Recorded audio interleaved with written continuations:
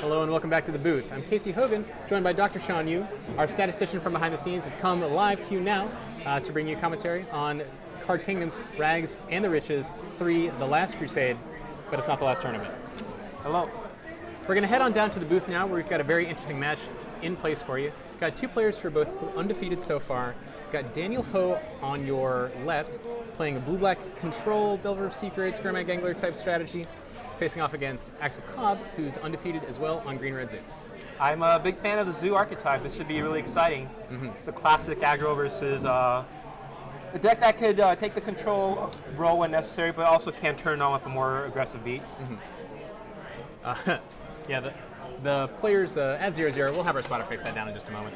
But in the meantime, so what are we looking at here from the green-red Zoo deck?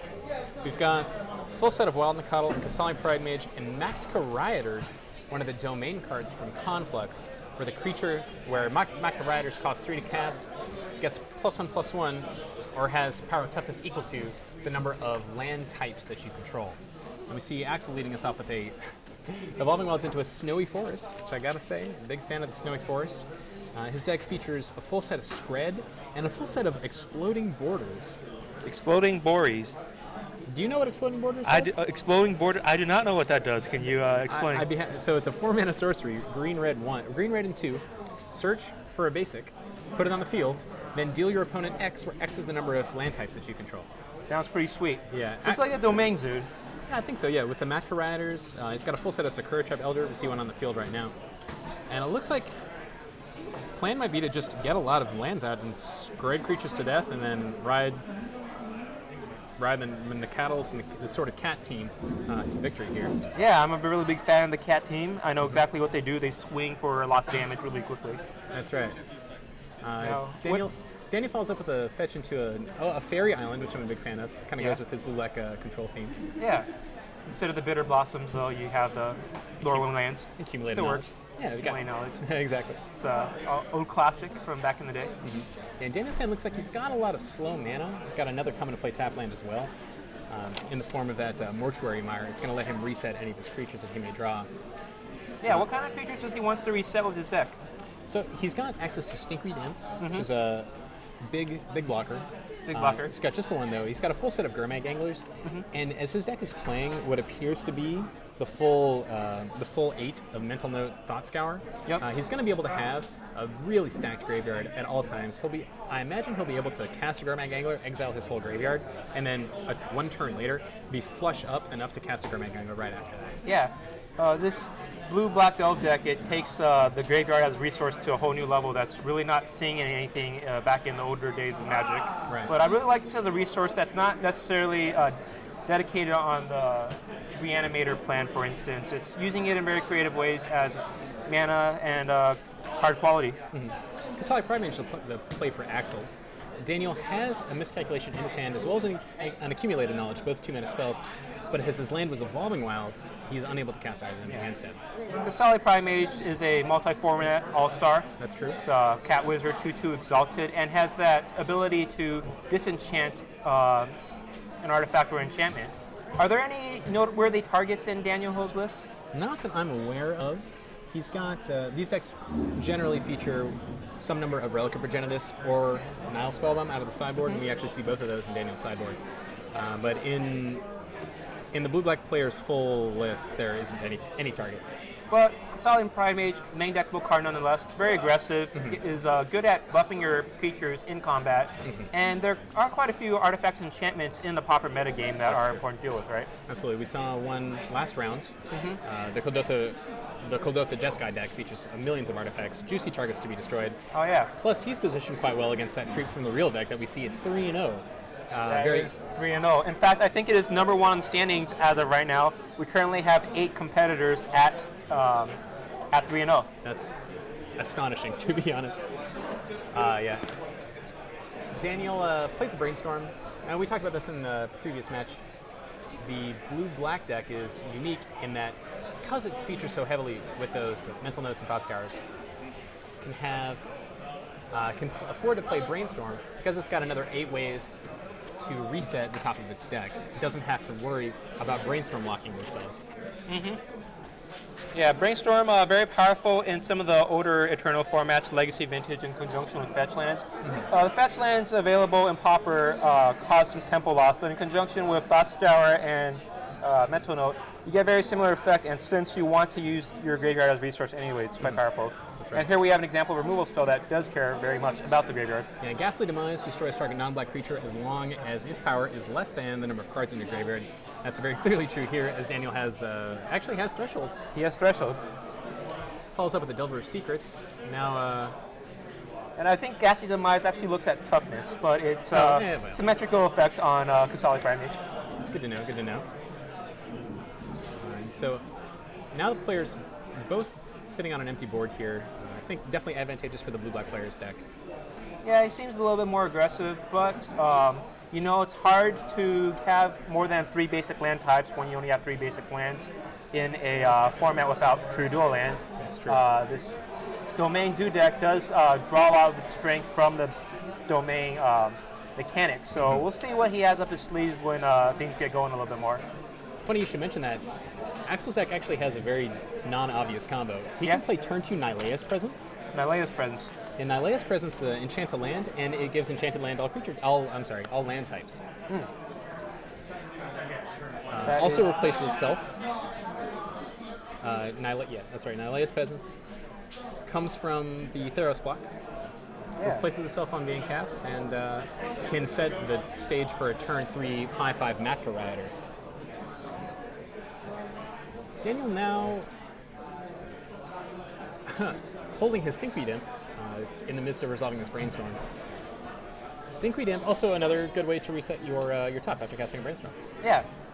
Although, Stinkweed Imp, surprisingly enough to many players of older formats, does have text that is relevant on the battlefield. that's right. It's a 1/2 flyer with Death Touch. Now, Sean, I remember one time I cast a Stinkweed Imp while I was playing Dredge. Yeah. I tapped 3 lands, and since they were all City of Brass, I took 3 damage.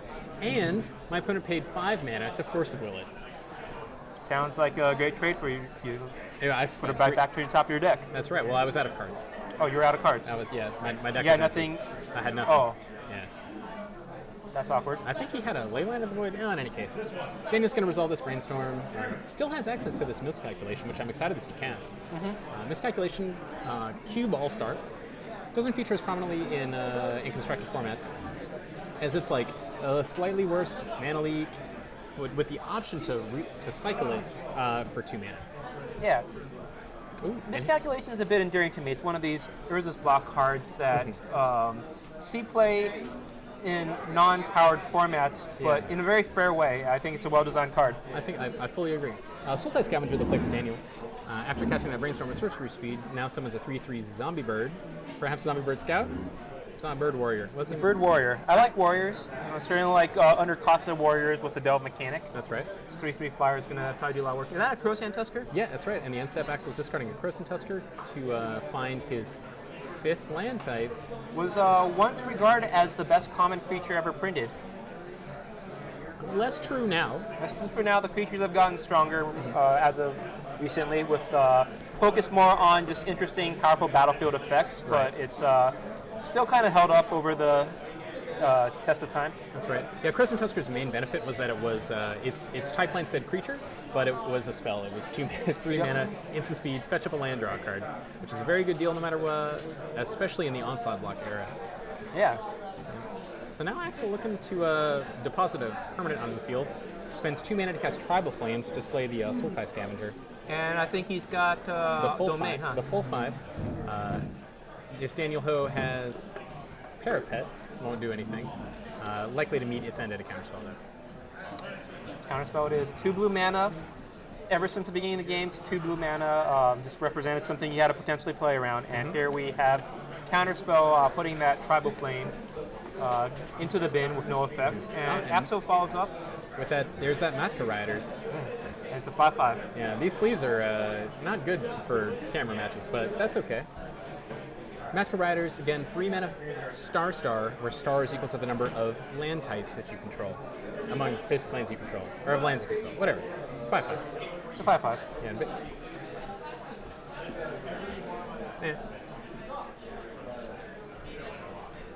And the first blood goes in favor of Daniel as Axel gets attacked for 3, falls to 17. And Daniel's able to finally cast this mortuary, or finally deploy this mortuary mire, gets to reset his Delver of Secrets that met its end at the hands of a lightning bolt. Or I'm sorry, Scred. Which I think dealt 3 damage. That makes it. Pretty well counts it. And here comes Stinkweed Imp. Stinkweed Imp, as you know, dredge 5, but the other text on it, 3 to cast, 1/2 flyer, and whenever it deals combat damage to a creature, that creature dies at the end of combat. Speaking of dying, so does the Stinkweed Imp. Means it's likely to meet its end at the hands of Tribal Flames. Yeah, how should we expect Stinkweed Imp to be used in this role? The Domain Zoo clearly is a more aggressive deck, and Stinkweed Imp is very good in trading as defensive measure against larger creatures. That's right.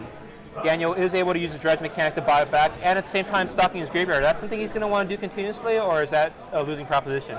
Well, we know that he just deployed this Mortuary Mire to reset his Delver of Secrets for the next turn. But in the face of a 7/5 Trampler, I think having access to the Stinkweed Imp is going to be more important. Speaking of Fair Earthless block card, Rancor, that is That card amazing. Certainly qualifies.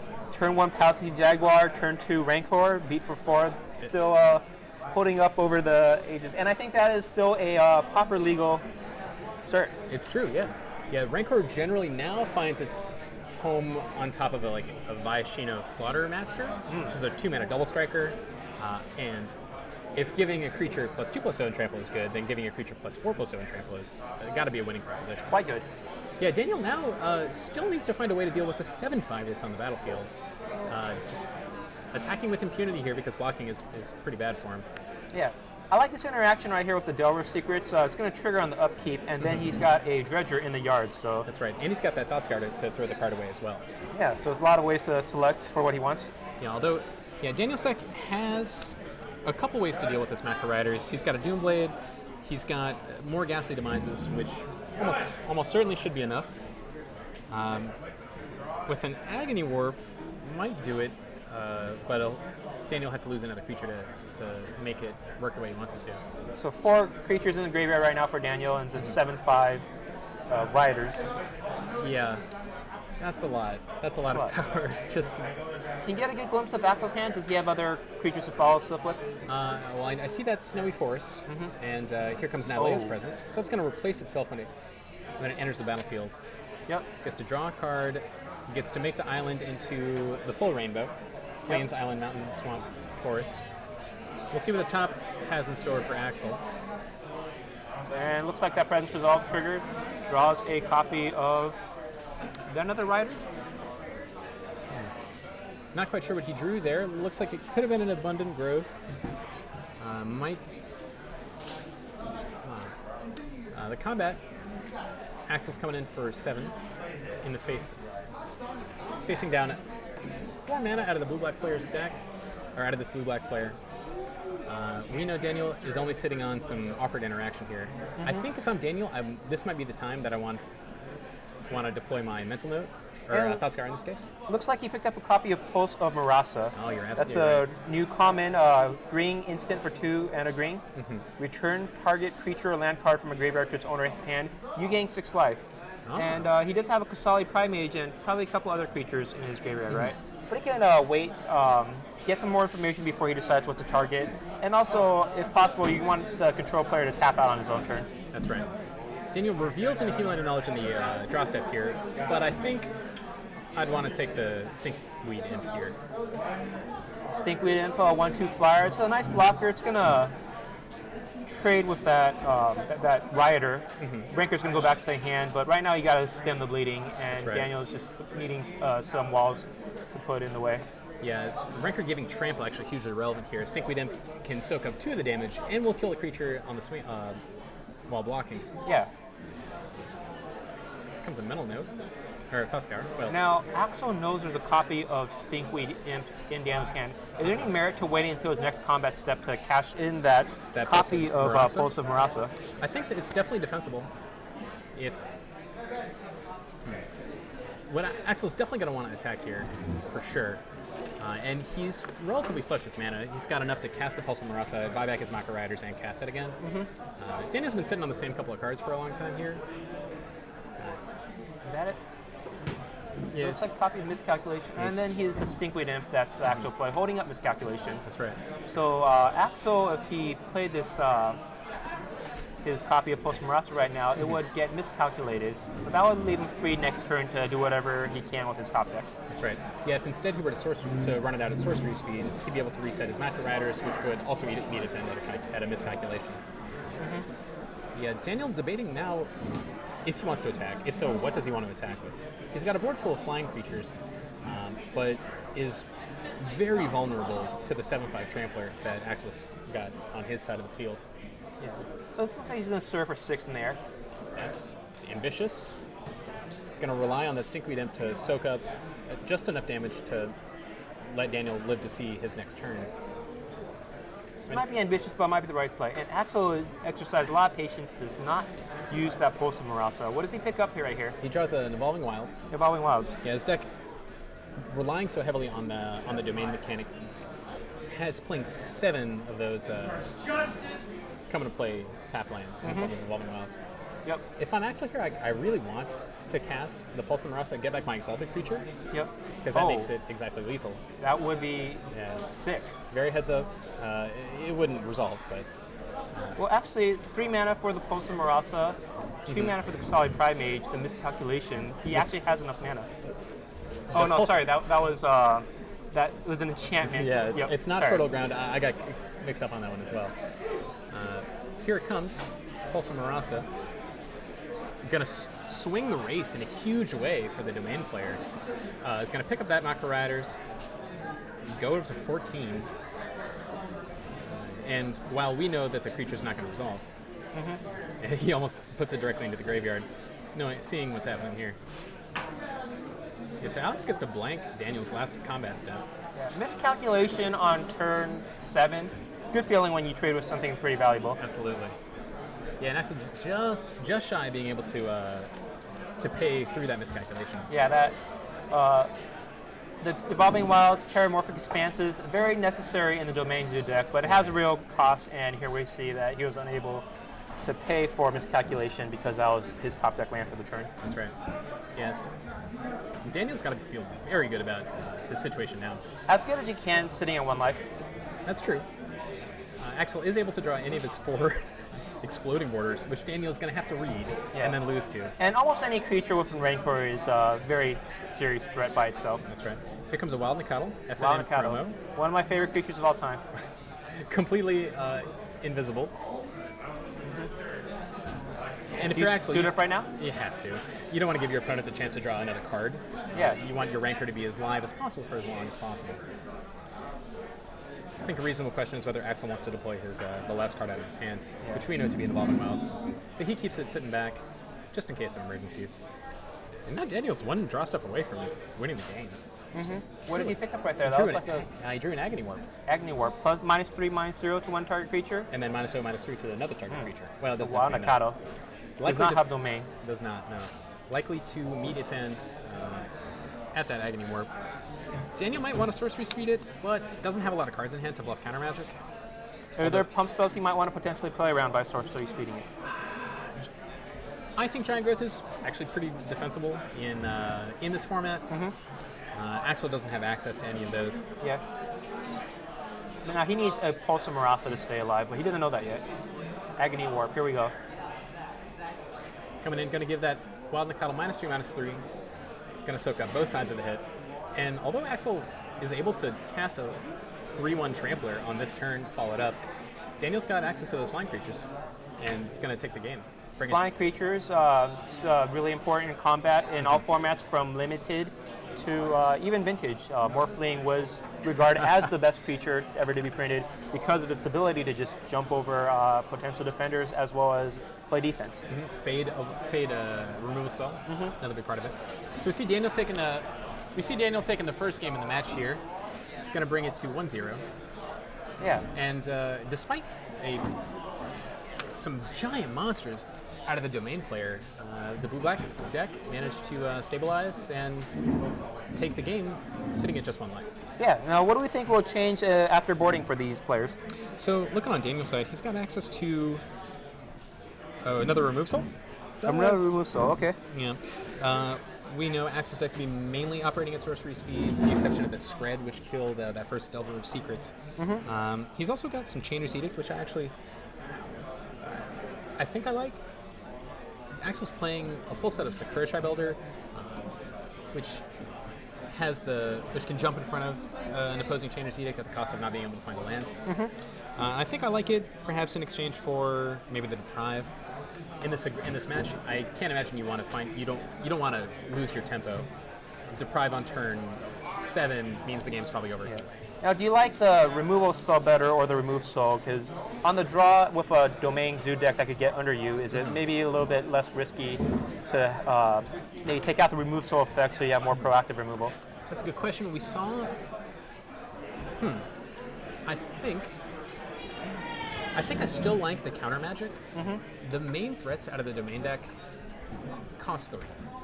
Yeah. And even if I think Axel's best draw is Nikadal, Pride Mage, Matka Riders, Daniel can pretty easily counter that by flipping an early Delver, summoning that Stinkweed Imp, although he only has one of them. If he were playing cards like some more defensive strategies, cards like Seagate Oracle, good example, blocks Wild Nikadal for a little while. Although Daniel's plan, especially on the draw, might be to go 1 for 1 as long as possible. Yeah. And then rotate into Gurmag Anglers and then start slaying people. And here on Axel's side of the board, we got something very interesting. 4 copies of Power Blast, 2 copies of Rare Elemental Blast, 3 Diabolic Edict, a Croson Tusker, an Armadillo Cloak, and he's only running 11 sideboard cards. That's very interesting. So he's making very strong stance that he thinks his zoo deck is well positioned in the main deck. But what do you like here? Do you like the Diabolic Edicts? Delve deck doesn't run too many creatures. It is. I think every creature that the blue-black deck summons is going to be either annoying or aggressive. Yeah. It's not usually something I like against control decks, but I think with the nature of the way this blue-black control delve deck is kind of constructed, it could do a lot of work. Got 6 red blast effects, and blue-black control is base blue, but are blue spells really something you want to be targeting? So I think a big role player in this match, in this next game, if it goes according to Daniel's plan, is going to involve some number of Gurmag Anglers, which is notoriously not blue. Not blue. No, certainly not. Means that Power Blast is like a little bit less effective against a strategy like this. I would bring in some grudgingly. Okay. What it does do is interact very well with your opponent's counter magic. It means you can wait 1 turn when deploying, like say a Matka Riders. Wait till turn 4 to cast it. Play it as a 4/4. Your opponent counterspells. You Power Blast it, and then you've got a 4/4, and you've gone 1 for 1 with your opponent. Now, do you maybe take out the exploding borders because you don't want to jam 4 mana sorcery spells into counter magic here? It is aggressive, but I think it does provide the domain deck some significant reach that it needs. If it depends on the half of Daniel's deck that he draws. Draws a deck that's like very aggressive with creatures. Gonna want to have those removal spells. Gonna want its own bigger creatures to fight it off. Daniel draws a lot of removal spells. Axel's going to want those exploding borders that... Looks like Axel's on the play. What's he working with here? So I see 1 Pulse of Marasa, and that's all I'm making out here. Yeah, I see some red borders, maybe mountains, maybe red spells. Could be red sleeves for sure. Red sleeves. He's taken a good amount of time to think on this one. And he's going to keep it. Leads it off with an Evolving Wilds. Again, he's playing 7 of those effects in his main deck. Yep. Means that very likely to lead the game off with 1. But the force is very important in this deck. It's not only the source of the most aggressive early creatures, but it also provides Axel with the ability to fix the lands in his domain deck. Yeah, enables Nylea's presence as well as that Croson Tusker and that Sakura Tribe Elder. Yep. Delver going to lead it off for Daniel here. We'll see if he's got an instant sorcery on top, and to join his hand of lands and cantrips. Something this blue-black deck really excels at is casting blue spells. Here we see one of the Power Blasts that Axel brought in. Yeah. Trade 1 for 1 here. I like it. I actually like waiting until the upkeep. Yeah, so you could get a little bit extra information. Are there any Spell Pierce effects to potentially punish? Well, Spell Pierce, as you know, is common from Zendikar, but it's pretty bad. Pretty bad in Pauper, so less likely to run that. Right. Could vulnerable to Force Spike, but that card's already bad on the draw. And I suppose knowing 1 more card out of the blue-black Delver deck is going to be a lot less relevant, I think. Sorcery Speed Brainstorm, going to set Daniel up for his third turn. Looks like he's going to put back two of his 3 Dismal Backwaters. Quite dismal indeed. That's right. His draw steps too. Although he does have 2 of those mental notes to reset his draw. Actually, if I'm Daniel, I might put back one of the Evolving Wilds. Got access to enough come into play taboo sources, and the life gain's got it 100% going to be relevant. Oh, Evolving Wilds to follow. Oh, never mind. This makes more sense. Figured that one out. Sean gave me a knowing look just now. Axel's still short on the white mana to cast his Kasali Pride Mage. Was that a copy of Terramorphic Expanse right there? I believe that one's Evolving Wilds. Oh, okay. But yes. Axel again cracking at sorcery speed here, trying to fix his mana. What I want to see, which won't be happening, is a Woolly Thoktar. Man, if we had Leatherback Belith and Woolly Thoktar, the face of the format completely changes, I think. But instead, what we have here is a tap plains and a Nylea's Presence. All right, Gonna set that plains up to be one of everything. And now Daniel's gonna enter his third turn facing off no creatures. Axel hasn't even deployed them yet. Now, as the Domain Zoo player, is there a heuristic for guiding which lands you want to enchant with your Nylea's Presence? I think I'm going to assume that your mana sources are important in the order of green, red, white, everything. Fair. Especially with the Pyroblast coming in out of Axel's deck. Yep. I think that the Plains is the least relevant land, and though we know he's going to tap it next turn to cast this, or we expect him to cast a Kasali Pride Mage next turn, it's going to be least relevant. And a quick glimpse out of Daniel's deck. He's got a Mental Note, which he's going to cast. He's also got Thought Scour, which is pretty much the same thing as Mental Note, except with the ability to target a player. In case of emergencies. And he's also got an Island Chainer's Edict, which should be doing a lot of work. And he's also got a Sultai Scavenger, which he can cast at this turn, just right now. If I'm Daniel, I might just tap out and go big with my bird. He's going to start with the Dismal Backwater. Point, changes life total. No damage yet. He's at 21. Very rare against an aggressive deck. Well, here we have Sultai Scavenger, and Daniel's going to be first on the board. He gets to save his Accumulated Knowledge, too. That's a big advantage in case he draws future AKs. Not the rifle, but the Accumulated Knowledge. Have you played Accumulated Knowledge back in Limited?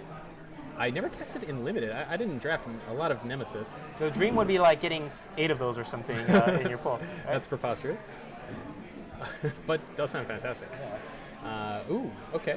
The Solid Pride Mage with a follow-up Rancor.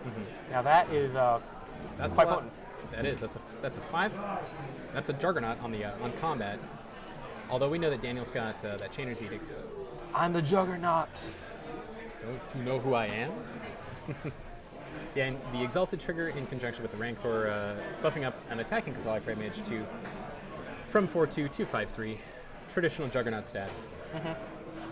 That's interesting. He's going to test the waters first with an attack, offer up the trade. What do you think would have happened if Axel took the trade? Well, if Kasali Pride Mage doesn't fly, is unable to block the Sultai Scavenger. Duh. Okay, that was a Sultai Scavenger. Right. And even if it was a Gurmag Gangler, it's not a trade, as Exalted only works in combat. It's a 4/2 Exalted. Yep. That's right, yeah. No, it's a Brainstorm at sorcery speed after combat. It's going to set Daniel up with either a Delver of Secrets or another Delve creature. But I think that if I'm Daniel, I just want to execute this Kasali Pride Mage as soon as I can. He's on track to have 7 mana on turn 7 and will likely be able to flashback that Chainer's Edict on whichever creature becomes relevant. And you still got a land drop left to go, so you could do both. Oh, yes, absolutely.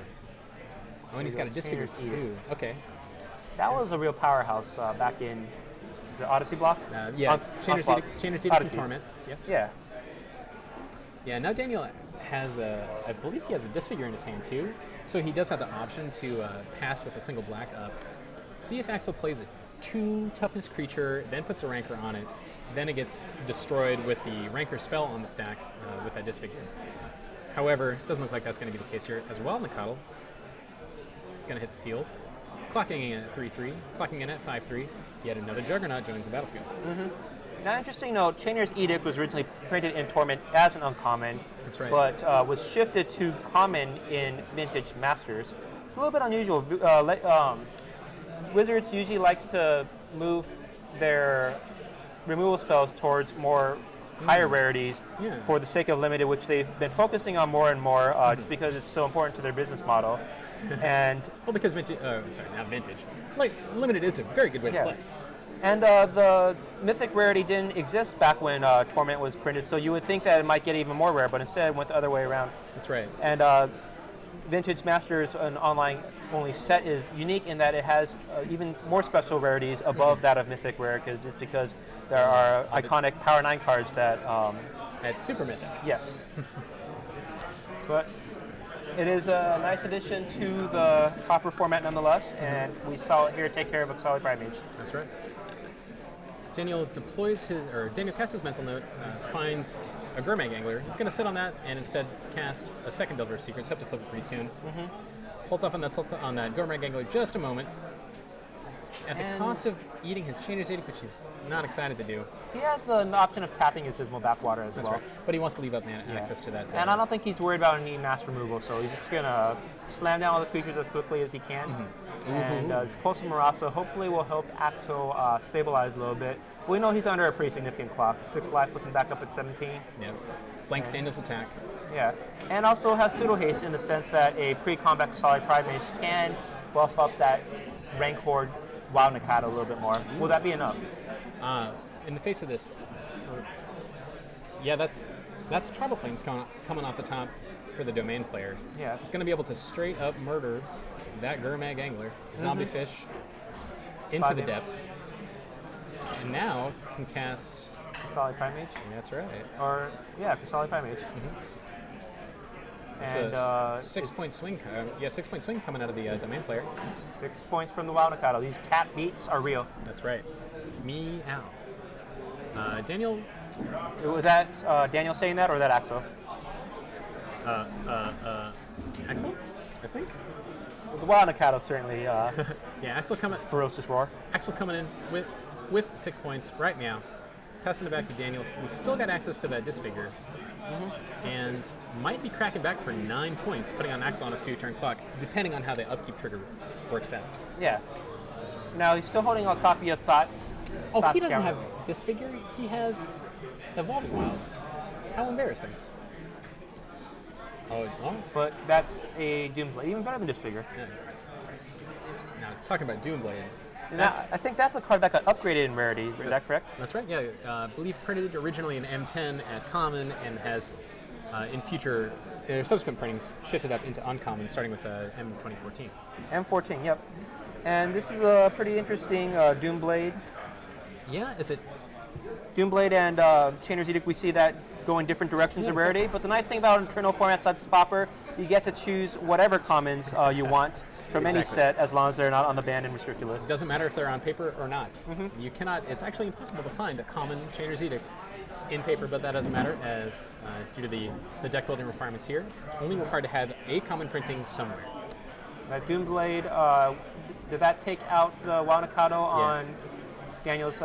Yeah, wastes the Nikado at sorcery speed here.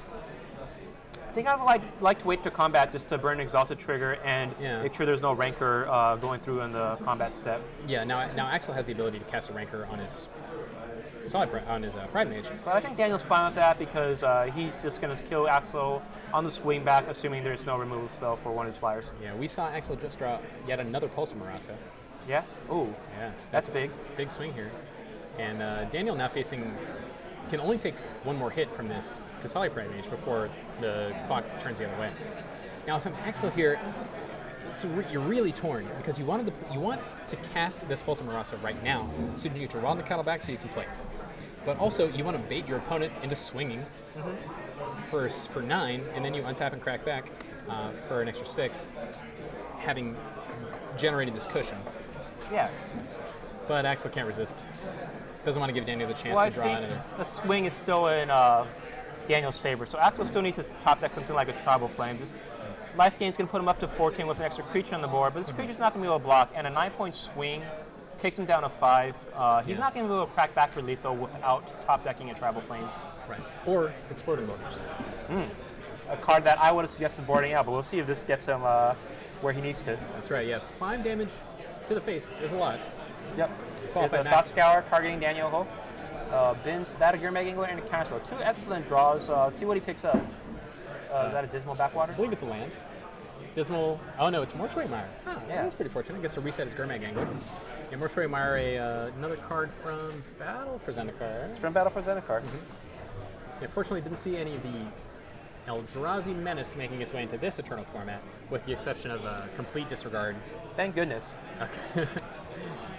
Yeah, I agree. If you want to watch Eldrazi, there are other sources, can but go- I really prefer this type of format. You can go to Grand Prix Bologna for that. 6 damage in the air. Gonna bring Axel down to 8, facing down lethal. This is a pretty interesting swing. Yeah, declines to. Looks like he wants to block, but I don't see that working out well. So this Wild Nikado, sorry, the cat is still going to trample over for 6 with trample. No, sorry. Yeah, 5 with trample. That would be 3 damage of trample. So he needs to come up with 7 more points, and the Skirmat Angler is just going to put it out of reach. Yeah, Daniel Thought scoured into it. thought scoured his opponent because you can't mental note to draw the card you put on top. Good sequencing. Yeah, absolutely. And See without a white bordered card. I think that was a red blast. I think that's the only white card that exists in white border in his deck. Unlikely. Could be a custom spread, but we'll find out in just a moment. But I believe you're right. I believe that's a red blast. Is that going to be enough? I guess we'll see. Axel required to attack.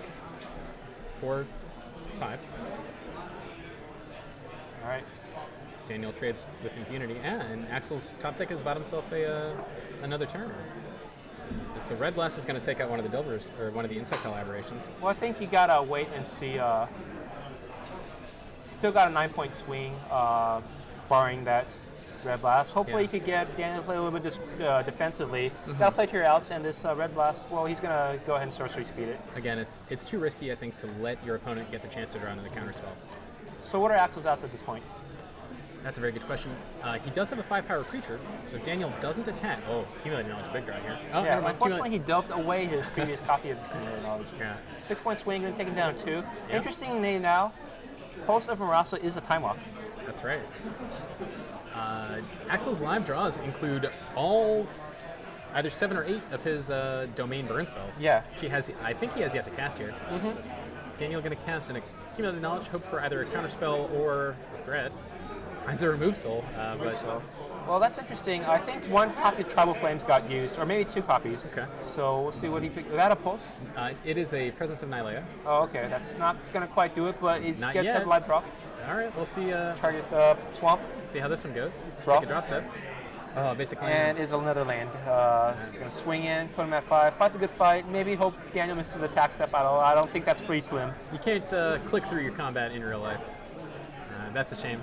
But yeah, and here we saw the domain deck just a couple turns short of really executing his game plan and thus his opponent. And the handshake. Yeah, Daniel taking that match 2-0 with his blue-black Delver strategy. We're going to head on back to the booth here and let's take a break here. Welcome back to the booth. We just saw round 4 of Rags and the Riches 3, the last crusade, but not the last tournament. We've got about 10 minutes left on the clock here. I'm not sure we're going to have time to put a backup match on camera. We'll take a lap. If we find one, we'll see you in just a few moments. Otherwise, we'll come to you live with round 5 in just a few moments. Until then, I'm Casey Hogan. This is Sean. He'll be here. I won't.